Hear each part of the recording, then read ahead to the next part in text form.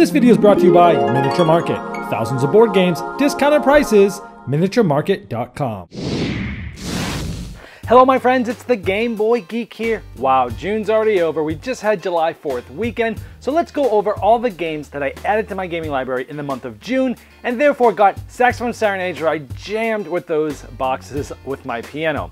In no particular order, the first one is Crosstalk. This is a party game that essentially is similar to Codenames, but yet very different. It's based off of the game Password, where you're trying to get your team to get a clue by giving them one-word clues. But the trick with this game is when you give a clue, the other team gets to choose first and guess first. So you're trying to give clues, but somewhat vaguely. You also get to give a private clue to your team to help them down a specific path. Amazing party game. The next one is Barenpark. This essentially is Bear Park. You're making your own Bear Park by placing Tetris type pieces on your own board, and every time you place them on your board, you're typically going to get more pieces of different types depending on which symbols you cover. Some are small, some are large. There's also a rush to the better ones. You get points the faster you get to them. And then there's also end game goals that you're trying to get sets for. It's an amazing tile laying game. Next one is Werewords. This is sort of 20 questions based game where one player knows the answer to the word and everyone else is asking them yes or no questions to try to figure out what this is. Is it bigger than a house? Is it something we own? Things like that. But there are some players that are werewolves that are trying to throw them off. And there's one good player that actually also knows the word, so they're trying to guide the conversation to the correct word without being too obvious, because if they get it at the end, the werewolves can guess who that person is and win in the end. It's a very simple game, but very fun. Next one is 878 Vikings. This is the latest in the series from Academy Games. These are sort of beginner war games. There's a lot of mix of dice rolling and which is luck and strategy. And this is the newest one of this series. It's definitely the most complicated, even though it's not complicated in general, but it also is the most different from the others. The two sides feel very different. One side plays the Vikings invading England in 878, and the other ones play the English factions. Plays 2 to 4 players. It's an awesome beginner war game. Next one is Sentient. This is from Renegade Game Studios. This is a puzzly style game where you're drafting different robots, putting them into your network, and trying to make sure that they match up good with the dice on either side of them. But each of those bots typically are going to calibrate and change the dice values.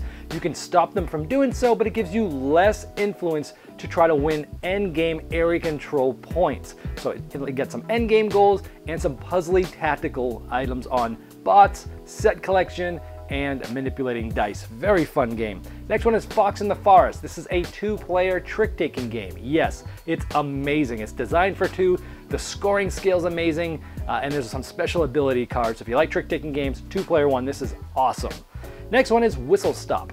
This essentially is going to be Bezier Games' big Gen Con release. This game essentially is a tile laying game with pick up and deliver. The board is going to be created differently every game. Different people are placing tiles out, moving their trains along the board, going from East Coast to West Coast, picking up goods, then delivering them either at the end of the West Coast for big points or on the way for different things like stocks. And then you're trying to have the most stocks of a certain type of company to get big points in the end. Lots of awesome decisions here in Whistlestop. The next one is Stop Thief. This is a remaking of the 1979 classic. Restoration Games brought this back with an app, all new artwork and modernized mechanisms. They went from dice to movement cards. All the characters are different, and it's a light family deduction game where the app is going to play a sound and give you a visual clue, and you're trying to figure out where the thief on the board is, everyone for themselves, trying to be the one to arrest the most thieves. Very interesting game. Now that's it for June. Which one is my favorite? I don't know, but I would say they're all awesome. Otherwise I wouldn't have kept them. But I'd say it's a tie between, I'd say, Barenpark and Whistlestop. It's probably my 2 favorites. Crosstalk in there too for party styles. I don't know. They're all awesome. They're all great. But I think Whistlestop might have the longest staying power. But Barenpark and all the others, they're just great. But anyways, check out all my reviews for those. The links for those are down below me, and we'll see you next month. This video was sponsored by Miniature Market's Review Corner. The Review Corner features podcasts, video, and written game reviews by gamers for gamers. Miniature Market, the online gaming superstore. Thousands of board games, discounted prices. Check them out at miniaturemarket.com.